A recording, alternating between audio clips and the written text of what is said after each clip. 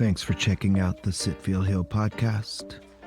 Please feel free to share, and if you're inspired and have a moment, please like, subscribe, and review. Stay up, stay true, be you. Welcome, y'all. Thursday night, Sit.Feel.Heal meditation group. You have arrived at the center.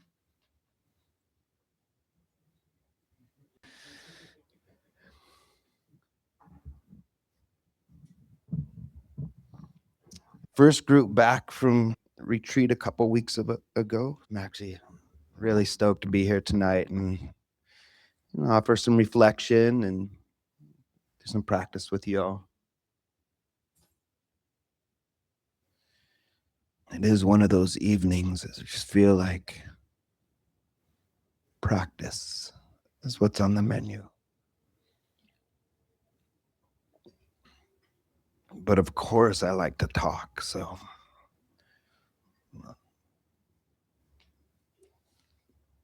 I'm not even going to say I'm going to try not to ramble, because I will ramble. That's what happens. But, I usually pop in that question of something I'm reflecting on. And what I've been reflecting on is the suffering that I've experienced around this fixed idea of an outcome, an expectation. Like, it's going to be like this.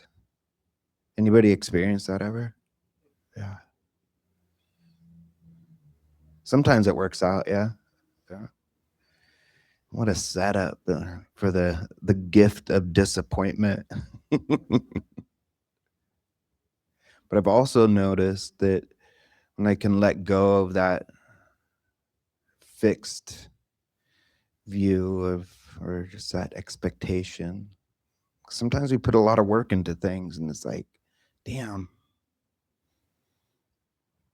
When we can let go, a lot of times I've noticed that something else arises that is even more profound, that was unexpected. I'm curious if anything came to mind for you. Anybody like, oh yeah, I'm holding on to that a little bit, or experience something that you had an expectation and it kind of didn't work out as planned. And what I was reflecting on this is the retreat that we just went on a couple weeks ago in Nicaragua, and these expectations of, I don't know what it was, not so much the outcome, but of the expectations and pressure I had on myself as what my role. And that's part of it too, is our own expectations of ourselves, living up to some expectation that, in my experience, continually falling short. Even when I succeed. Yeah. That's the fucking rub. It's like, damn, I totally succeeded at that. And wait a minute. Sometimes, like the retreat, it was beyond expectation. But it took completely surrendering, completely letting go of my fixed idea of what it needed to look like in each moment, actually. And what kept coming to my mind, and I shared this, there was like, I think 5 of us from our Sangha, our community, that were out there, and the struggle, but this holding on. And what kept coming to mind was this practice. Our practice is, it keeps reminding us to adapt. It's like this adapt to the only constant, the only thing that we can totally rely on: change. That's gonna happen, especially in Nicaragua. Bugs are gonna happen, the heat is gonna happen, the beauty is going to happen.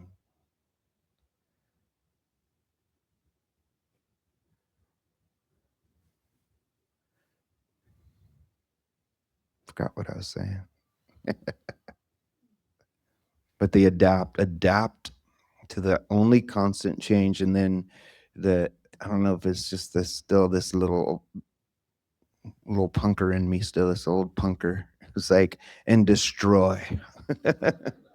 We got to destroy too. Destroy's got to be in there, right? And really, what are we destroying? We're destroying the illusion, the delusion that we have control over anything except the way we respond to what is arising, to what is here. In each moment, how are we responding? And that's what this practice helps us with. It gives us the space just by shifting awareness back to this moment over and over. Feet, seat, sounds, breath. It may sound redundant, but we forget, right? The mind forgets. Or what are we doing here? Oh, yeah, the feet. Oh, yeah, the breath.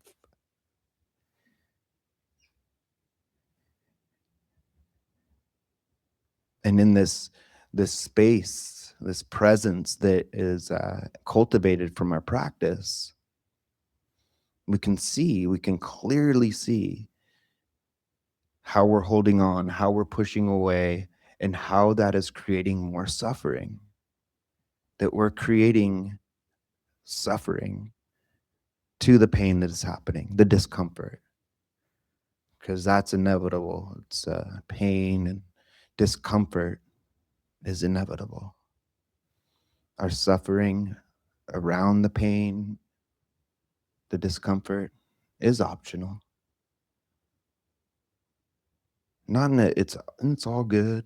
We're not spiritual doormats either, right? But in this space, there's this, we can see clearly. And that's what happened for me. I saw clearly how much I was grasping. And then this expectation, all of a sudden, we can start projecting where your experience has something to do with me, right? Sometimes it does, but most of the time, people are just having their experience. We don't need to take it so fucking personal, unless it is. But then there's clarity in that too. If there is, we can choose how to be in relationship.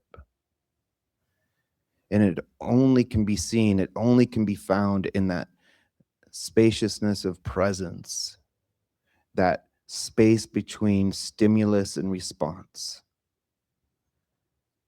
Shit pops off. Something changes, always. Unexpected sometimes, most of the time. And how do we adapt to that if we're constantly reacting? But when there's spaciousness, when there's that pause, what we're practicing here is just training the mind to have that pause. It already knows it has this capability, but we've been constantly reacting for a lifetime. We've been constantly distracting for a lifetime. So when shit pops off, there's the space and there's the response, right? We destroy the illusion, the delusion, the control over anything except for how are we going to respond rather than it pops off, boom, it pops off, boom, right?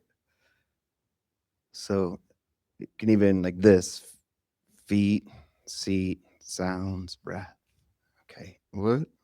Feet, seat, sounds, breath. Container, presence. And within that container is experience. It's the things that activate us, that the things we have to do, the things we have to show up for, the things that holding on to livelihood, holding on to this is when I get this, it's going to be the best. And even when we get it, it's like, oh, that was cool. But now when we get this, it's going to be the best. Right. I had a friend for years saying like, "Man, I just, I want a family, I want to get married. And when that happens, I just think it's gonna be so good, right? So settled, and he did, he got married, didn't have any kids. But I remember a similar conversation with him. He's like, "Damn, man." I'm like, how's it going? I haven't seen him in a while. How's it going? He was married. Man, when I get a divorce, it's gonna be on. Kid you not. And how many times do we get ourselves caught up in that? And how much, and sharing from my experience, how much not just internal suffering is caused, but external suffering to others is caused when we're holding on to that expectation. And people just, for me, I was really attached to the schedule thing on retreat. And, it was that kind of an experiment of a practice that I've spent years practicing, and pretty much what we're doing here, but on like a kind of daily level, doing silent meditation. They call them Pasana insight meditation retreats. First one was a day that was really scary. And then, okay, I can do a 3 day. I did a 3 day. And then, 10, 12, and more. And started doing those a lot. And a lot of really deep insights happened for me. I feel like that's where my practice really, like, that spaciousness, that container, it was, yeah, that's how it was cultivated in a lot of ways, especially on retreat. The unfortunate thing is the retreats end. And just by the time that you started settling in, you're like, "Oh, I could do this." The retreat ends, right? Wow. And so my idea was to have, okay, mornings of silence and then afternoons of play, of going to the ocean. Beautiful place. So hang out, hang in a hammock, and then come back after dinner, more practice, get back into silence. And so as an experiment, and for the most part, I mean, it's funny. It's like how much I would project and the pressure I'd put on myself, right? And I would be like, and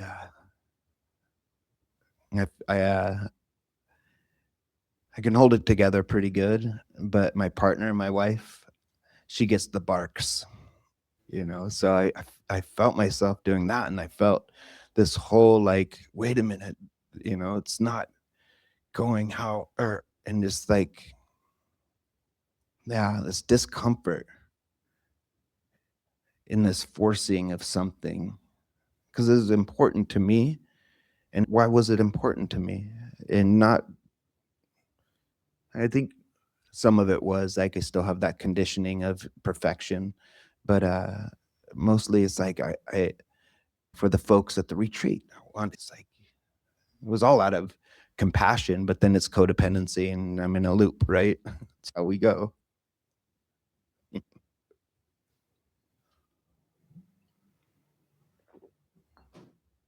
But the surrender happened, and it only happened because of my practice, because the presence was there, fully painfully aware that I was in it. I was in the construct of the mind of needing it to be perfect.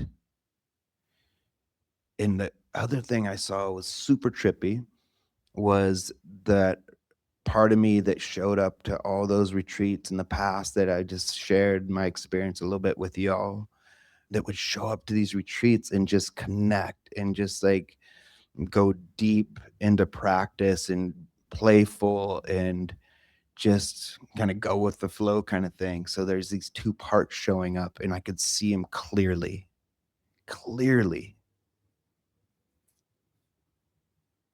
And the visual for me is like two parts of my personality or whatever you want to call them, just kind of like not wanting to look at each other. I'm right. No, I'm right. We need to be playful. No, we need to, the schedule needs to be. It's like, that's how I like to think about it now. But inside it was like, ah. And then that external, how it comes it out, usually towards our loved ones, right? Like, we can get really snippy, can be totally super spiritual, Buddhist, whatever, around people we need to, but people that we really feel comfortable and safe with, they're gonna get it. Not fair. And again, this is where our practice, and I'm sharing this experience. This is years of practice. This is years of, 16 years of a deep dedication to what I'm offering here. And I'm not exempt to suffering. I'm not exempt to still learning from mistakes, but also from the practice that this awareness was there and seeing clearly it was there, rather than just being a bull in a china shop and just barging my way through whatever, that whole thing, and trying to make it the way I thought I needed to make it, right? And so I was able to break. I was able to express first by tons of sorries, and I just need to be heard.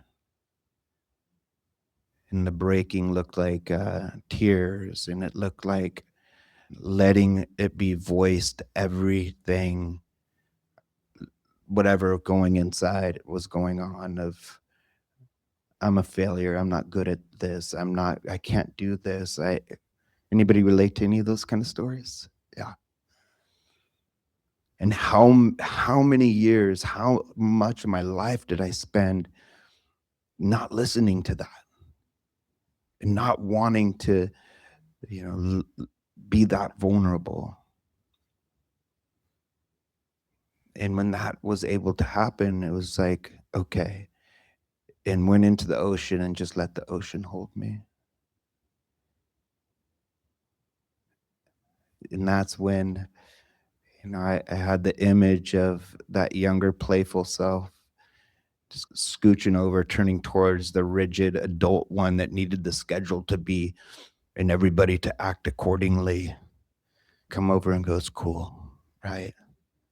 And okay, we can show up to those, but then we need to be playful too, kind of thing, right? It was like an embrace, and something settled in my nervous system. There's a softening, and that's all because of what we are doing here. It's all about just being able to be with that discomfort, to turn towards it in some way, not to embrace it with a headlock, but embrace it with just like, I see you. Because sometimes for years, it wasn't really clear. I was just reacting, reacting, reacting. The thing that got me to meditation was my greatest teacher. It was anger, it was agitation. I say it a lot in here. It was like I was so pissed, and my life was so good, even, right? Newly sober, it was 16 years ago, a year sober. Everything on paper looked great. My kid was just born, and I was pissed for no reason, just because people would act as if, break out my blame thrower. It's your fault I feel this way. That brought me to meditation because I was desperate. All right, I'll try this fucking whatever you're selling here, snake oil shit. And that part is still there. It shows up. It showed up in Nicaragua. Not as loud. The blame thrower wasn't there. There's just like a little lighter trying to burn. It was the bar. I call it barking. I was barking. Rawr, rawr. Like I feel like it was a chihuahua, right? I think a chihuahua is my spirit animal, right? It's like a chihuahua. My sister-in-law lives on the same property as us, and she had this chihuahua that would just fucking pissed at anybody that would like, always it would bark at me always, just like, "Arr," and it even bite the ankles. And I would always, what the fuck? And I'd kind of like fight it. And then finally I just kind of like surrendered to it. And I'm just like kind of look at him, "Arr," and then it kind of calm down, and then it would like roll over and just want its belly fat. I'm like, oh, you're just scared, dude. I can totally relate. Yeah. So yeah, Chihuahua is my spirit animal. I don't know if I have one of those. Anyway, for lack of a better term. Yeah.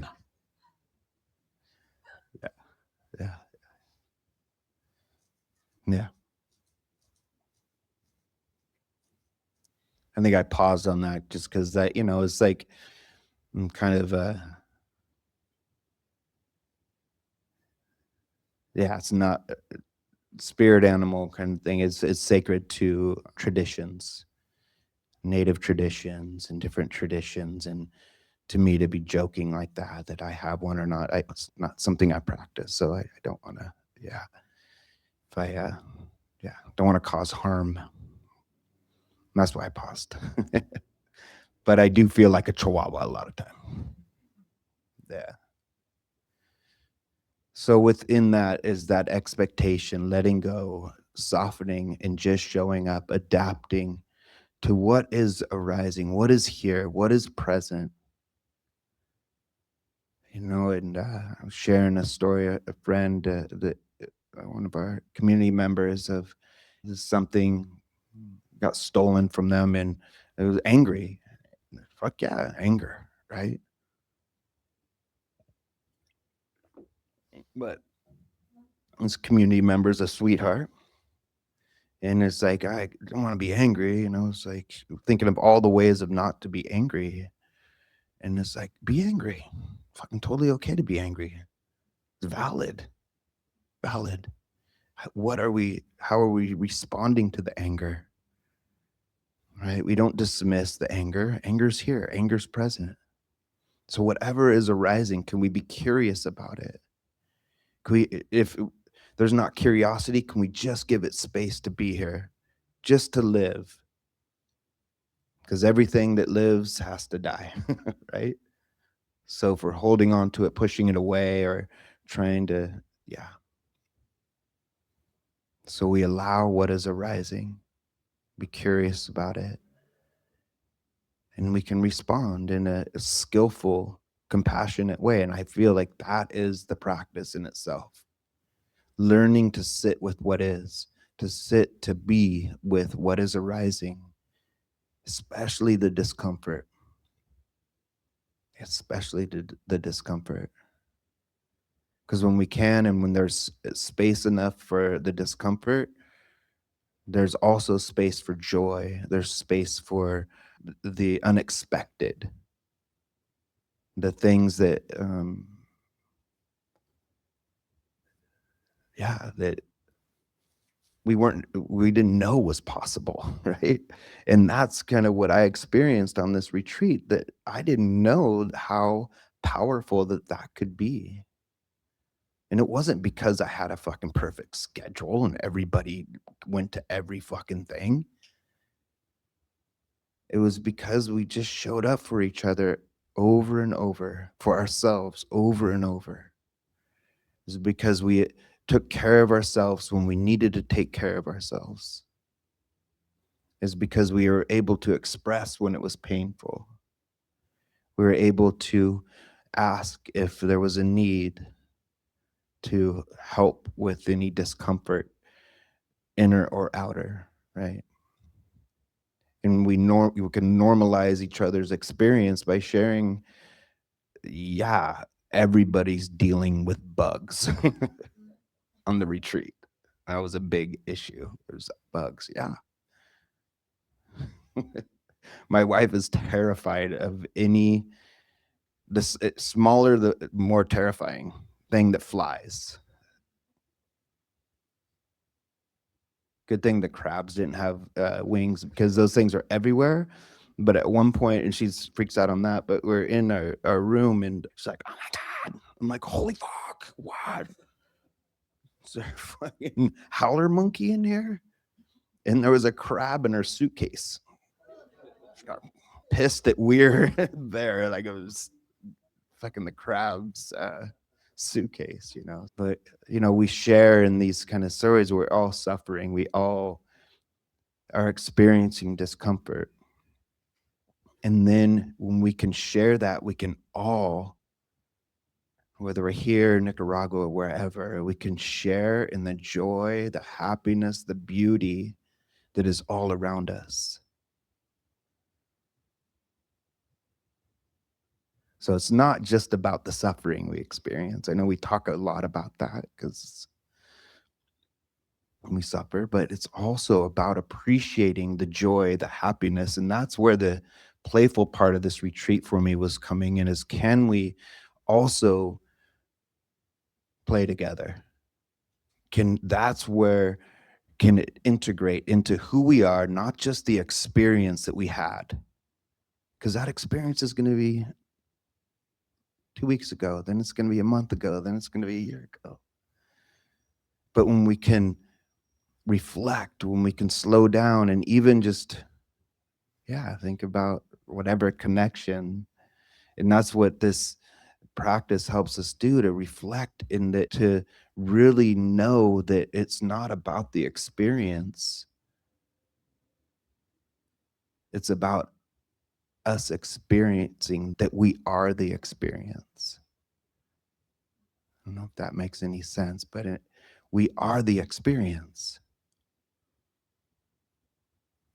And when it comes to our practice of meditation, of mindfulness, of whatever brought you here, there's an expectation. There's an intention and an expectation. Maybe you heard that or saw somebody in your life, their life changed because they're practicing meditation. So put that expectation on there. But when we can let that go, we can see that maybe the thing that we are trying to get rid of actually is our greatest teacher. That agitation, that anger is the greatest teacher. It's my teacher when I see it, when I feel it, and I know that I just need my belly rubbed like that chihuahua. I'm just scared, shaking, right? Yeah. And so the retreat was, for me, beyond any expectation I had, you know, beautiful. And I'm inspired for our community. When I think of growth, I don't think of outward growth. I feel like the growth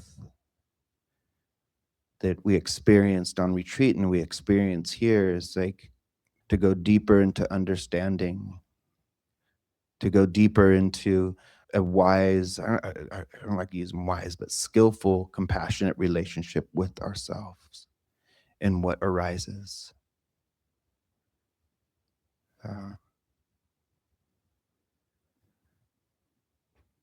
so have expectations is beautiful. Just not hold on to them so tight because we might miss out on something. I don't think expectations are bad. Desire is not bad. There's a desire that brought you here. It's when we hold on to it too tight that we're just going to get let down. We're going to think that we're not doing it right, or well, I'm wrong. What am I missing here? Yeah. Filled with gratitude to be back. And I spent the whole day here at the center, the day after I got back, and I just sat in here. So I appreciate you all. I really do. I appreciate your practice. I appreciate that you get me here on a Thursday every week. So thank you. You inspire me, you encourage me. Just settling into a posture that feels supportive for you, relaxed, alert, upright, but not all uptight.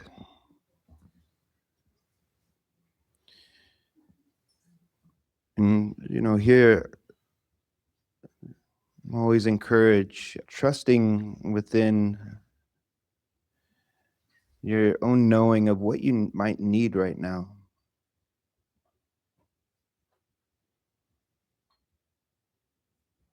And if it's rest, then allow your body, your mind to rest, whatever supports that. Certain posture.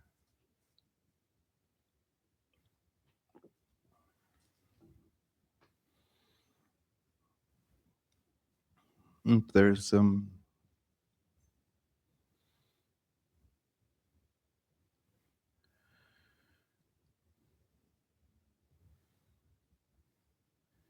busyness of the mind, maybe finding a way to be that you can just create some space for this busyness.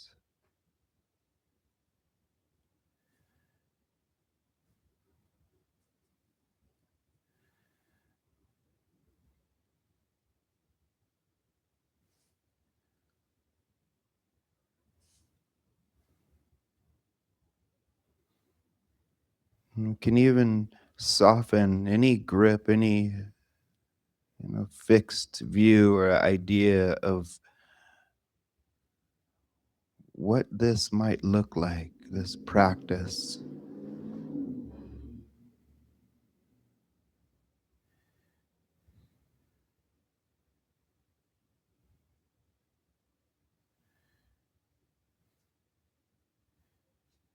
Even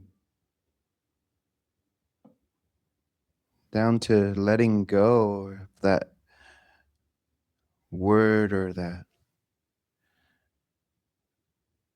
idea that you are meditating.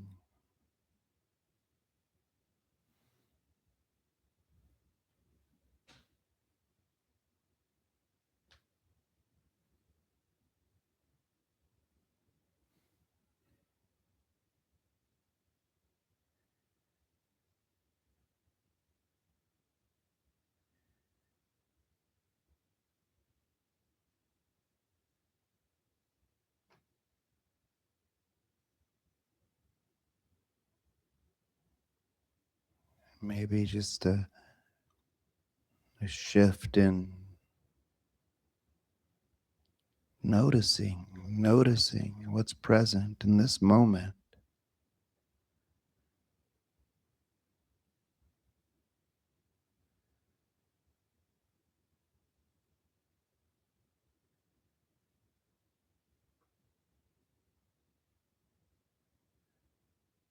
In this moment, there may be thoughts, plans, or memories, some kind of list.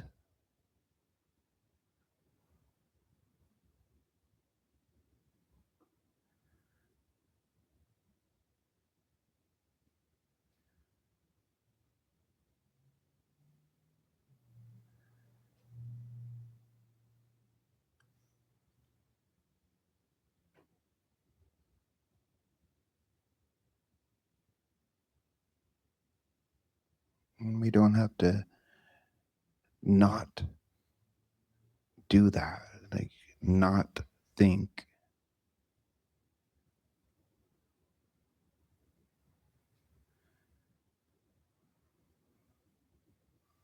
but maybe just being curious about what else is being experienced right now. Sensations of being held, this body sitting.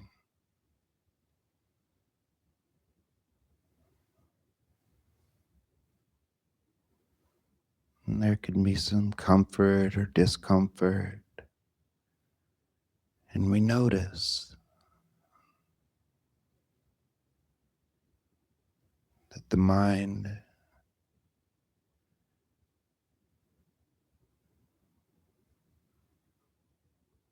has a particular view on what's uncomfortable or what's comfortable.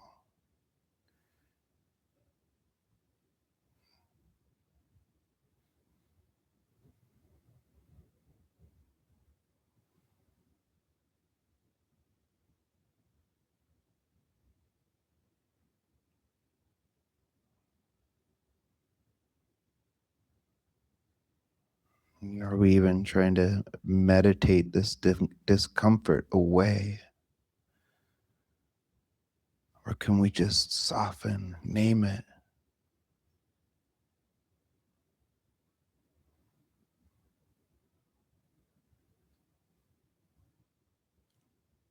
We see the mind attaching, searching for comfort.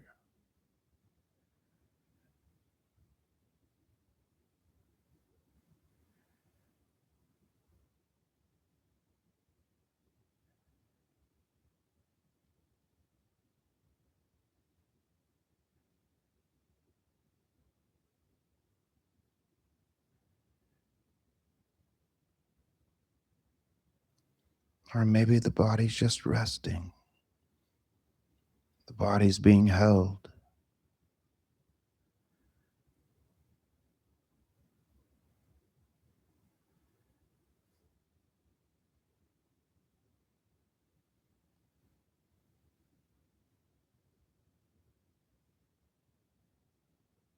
Maybe there's just a little gratitude for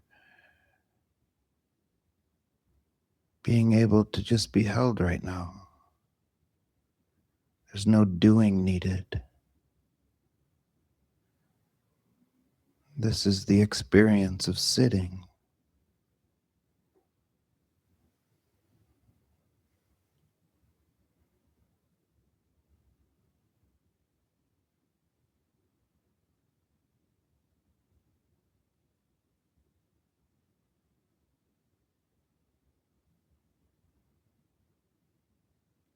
And this is the breath, breathing.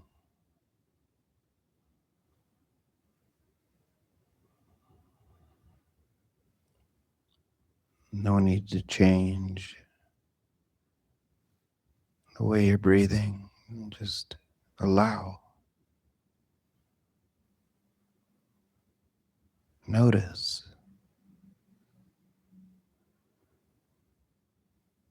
This is the breath coming in, this is the breath going out.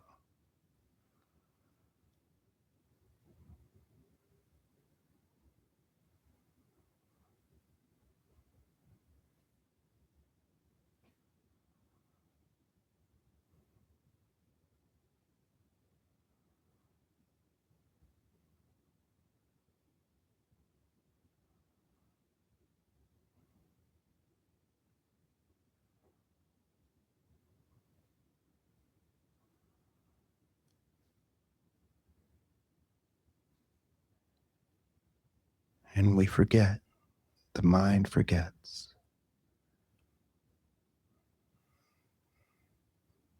and starts wandering. There's a thought, there's a feeling, and we're pulled away to this way or that.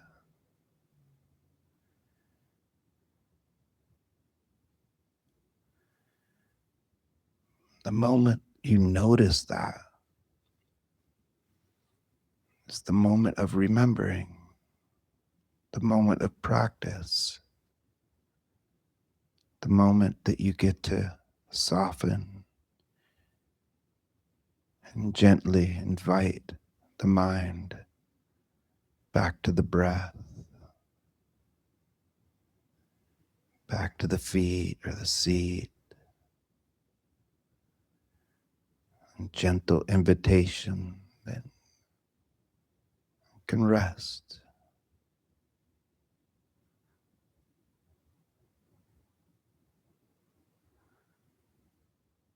A reminder, there's nowhere we need to go right now.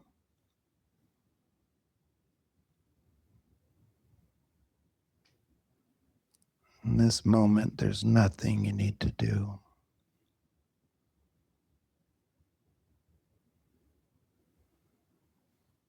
And right now, in this moment, there's nothing that needs to be fixed, figured out, or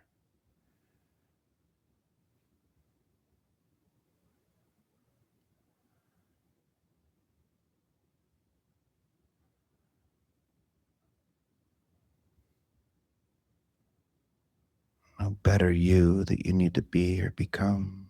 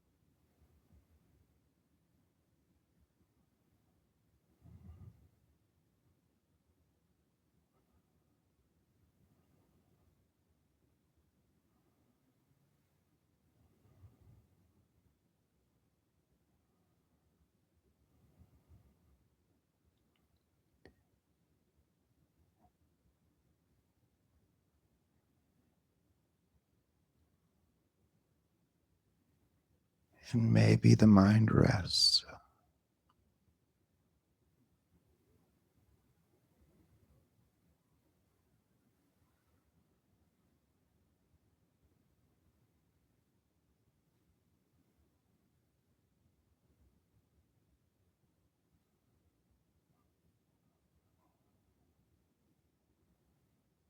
Maybe that thought is just an opportunity to welcome yourself back to presence.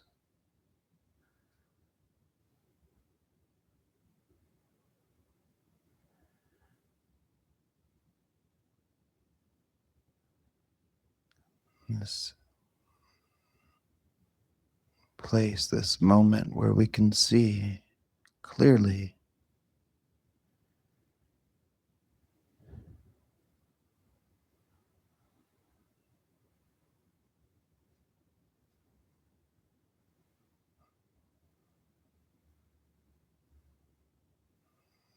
clear if this thought is leading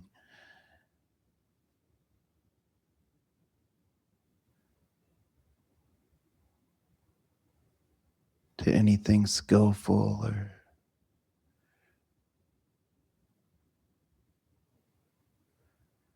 is it just another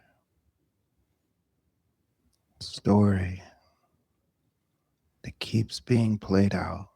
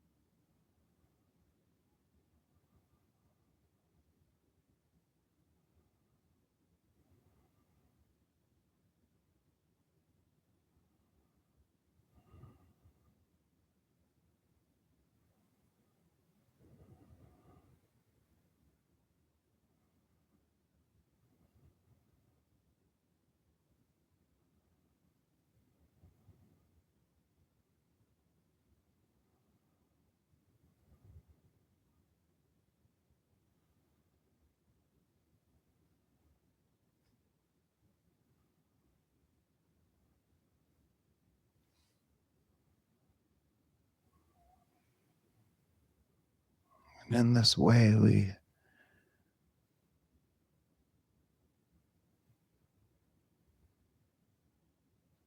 begin to meet our experience just as it is.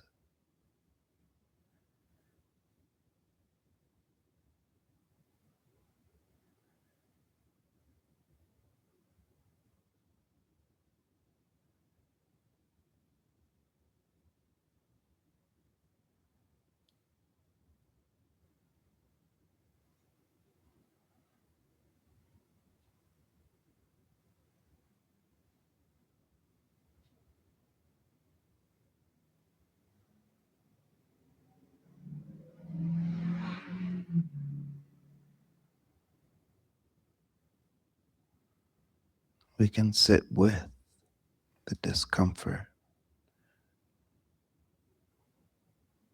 not in.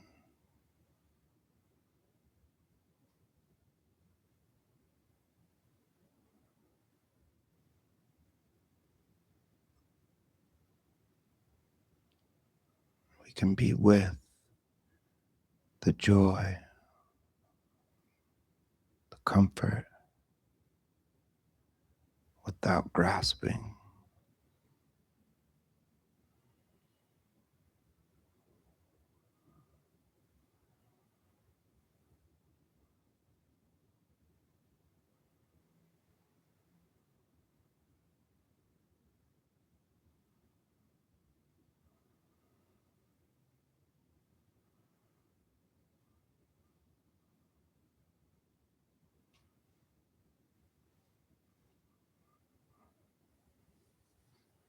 And within that, maybe we can notice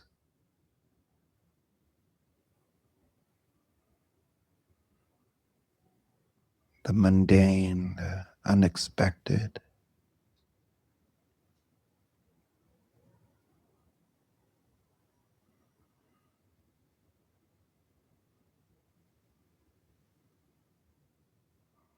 the simplicity. All that's needed here is your attention, your awareness.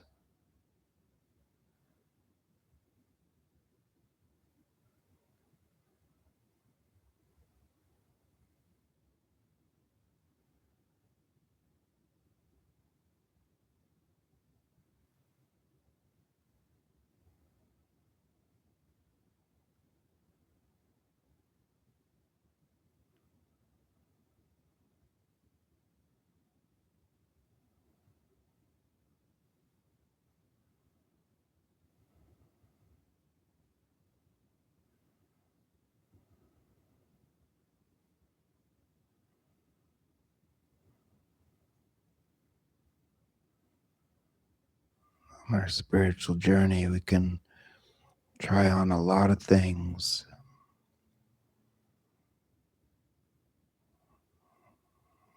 Some of these things that can create a beautiful experience.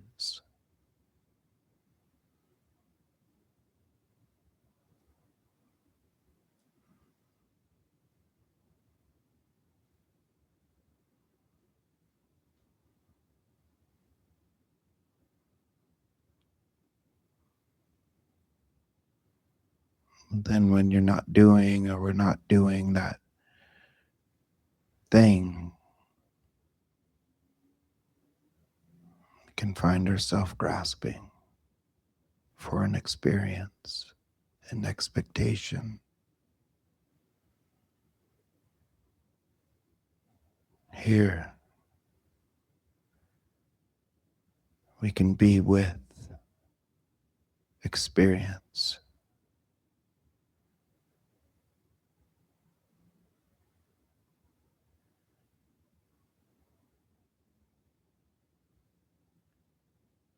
You are the experience.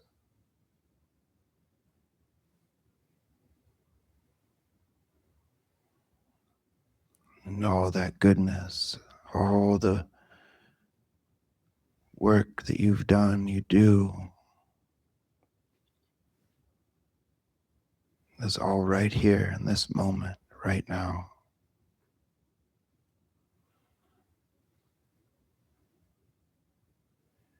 The yoga, the meetings, the sound baths.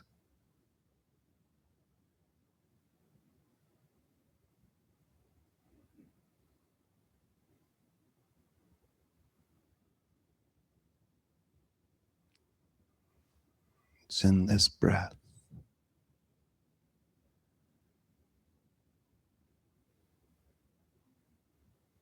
It's in this moment of softening.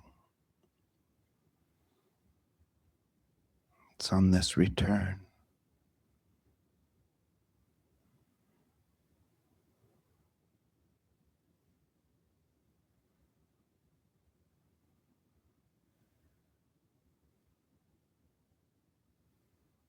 And maybe give yourself a few moments here to reflect on your journey of this healing journey.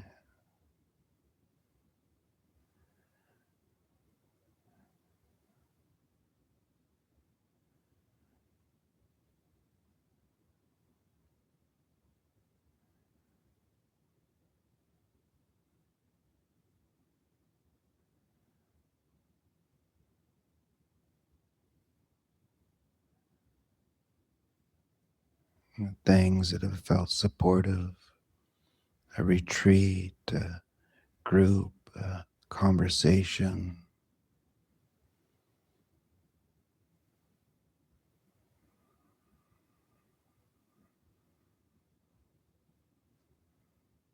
An experience.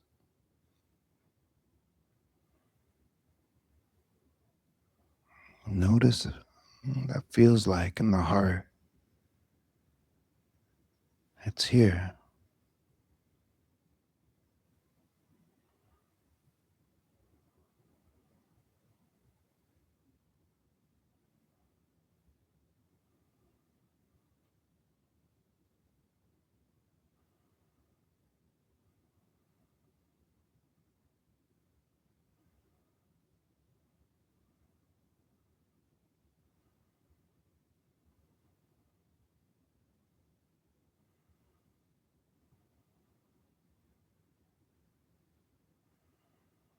And with every healing journey, there's a wound, and we can get stuck in the wound.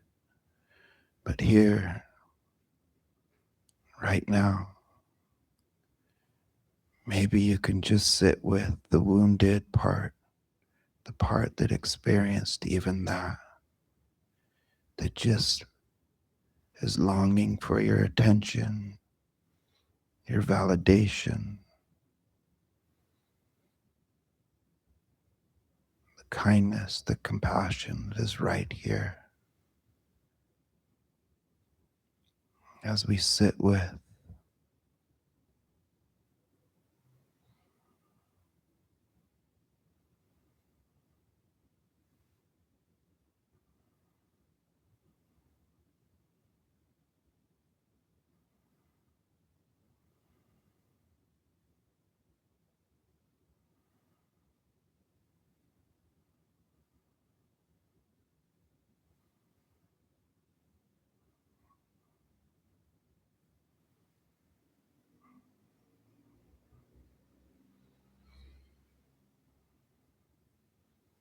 as we contemplate and cultivate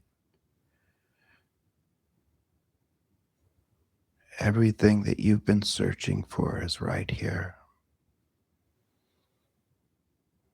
Love, compassion, joy, and balance of mind.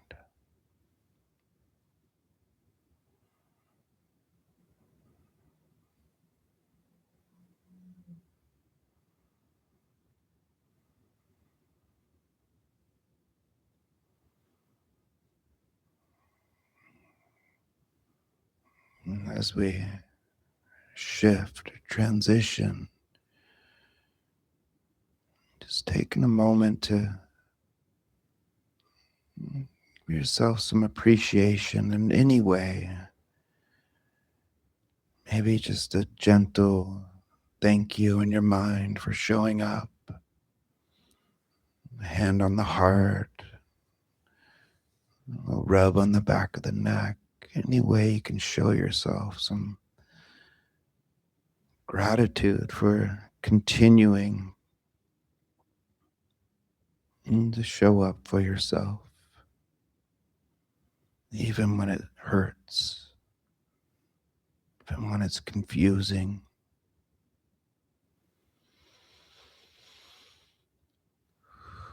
Thank you. And keep going.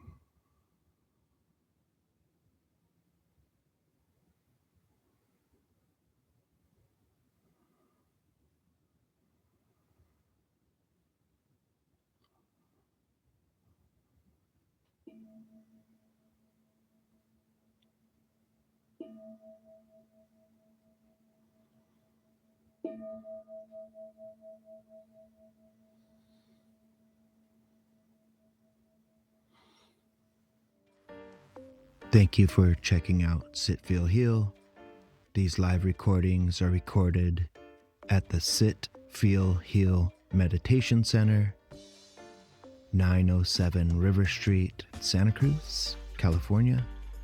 Please consider being a one-time, monthly, or annual donor by going to our donation page. Donations help support a space for presence, curiosity, and depth, and community connection.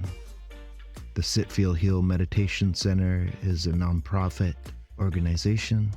All donations are tax deductible. Pay what you can, when you can, if you can. Thank you.